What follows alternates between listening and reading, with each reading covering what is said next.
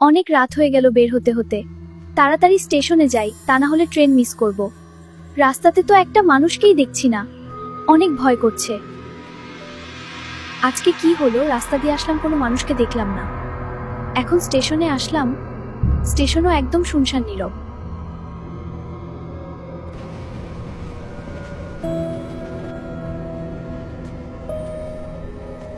ফোনের মধ্যে নেটওয়ার্ক পাচ্ছে না কেন?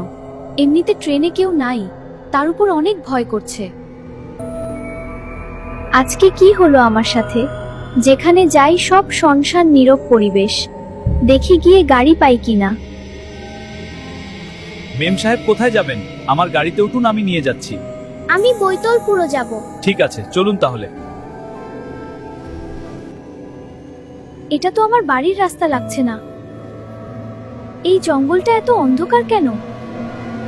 এটা তো আমার বাড়ির রাস্তা না। তুমি কোথায় নিয়ে যাচ্ছ আমাকে? আমি সেই দিকে নিয়ে যাচ্ছি, ওই দিকে। আমাকে রাতে কেউ দেখে না, আর যে দেখা পায় তার শেষ রাত ওইটা হয়।